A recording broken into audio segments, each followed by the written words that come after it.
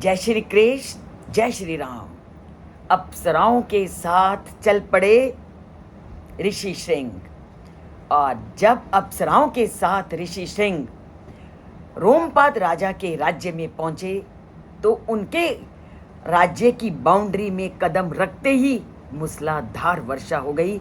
देवताओं ने, इंद्रदेव इतने प्रसन्न हुए कि उन्होंने तुरंत वहां पर वर्षा कर दी। ये है ज्ञानवान तपस्वी लोगों के पांव की महिमा। और जैसे ही उन्होंने उस स्थान पर पांव रखा तो पूरी की पूरी जो राज्य था वो वर्षा से, धन धान्य से समृद्ध हो गया।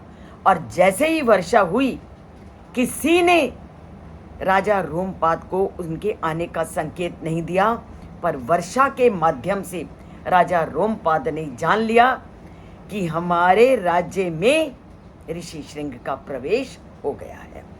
तो उसी का वर्णन करते हुए वाल्मीकि आज के श्लोक में कहते हैं, वर्षेण एव आगतम विप्रम तापसम सा नराधिपः प्रत्य उद्गमय मुनिम प्रविद्धा शीर्षा चा महिम गता।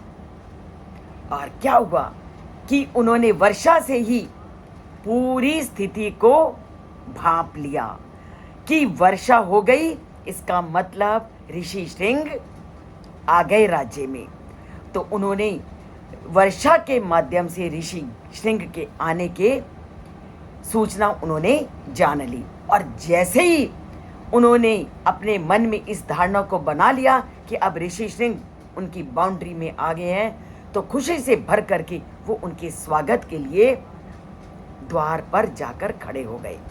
और पूरी तरह से उन्होंने ऋषि श्रृंग के आने की पूरी तैयारी की ताकि राज्य में उनका विधिवत सम्मान हो सके और पूरी तरह से वो आदर और भाव उनको दे सकें जिनके वह अधिकारी हैं। इसके पीछे और भी एक कारण था, क्योंकि जो अप्सराएं थी वो ऋषि श्रृंग को एक छल से, एक कपट से लाई थी। इसलिए उनके मन में ये डर भी था, राजा के मन में, कि कहीं विभांडक मुनि कोई उनको श्राप ना दे दें, क्योंकि वे बहुत छल और कपट से उनको लाए थे। और स्त्रियां, अप्सराएं भी पूरी तरह से डरी हुई थी। किससे? किसके क्रोध से? विभांडक ऋषि से, क्योंकि वो उनके पुत्र को एक छल से राज्य में लाई थी। तो इन सभी चीज़ों को अपने सामने रखते हुए वो पूरी तरह से, पूरे विधि विधान से उनके सम्मान के लिए जुट गए, ताकि उनके सम्मान में कोई कमी ना हो और किसी भी तरह से जो मुनि हैं वो कोई श्राप ना दे दें या उनके आने के वास्तविक रहस्य को जान करके वो किसी कष्ट में ना पड़ जाएं। तो पूरी तरह से वो उनके आदर सत्कार के लिए खड़े हैं। और अब वो आ गए रोमपाद राजा के राज्य में। अब आगे की कथा कैसे मोड़ लेती है, इसे हम कल के श्लोक में जानेंगे कि क्या विभांडक पुत्र ऋषि श्रृंग के साथ वे अपनी पुत्री का विवाह करते हैं या नहीं। इसे हम कल के श्लोक में जानेंगे।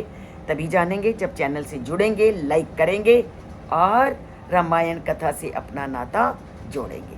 तो बोलते हैं जय श्री कृष्ण, जय श्री राम, और राम कथा से अपना नाता जोड़ते हैं।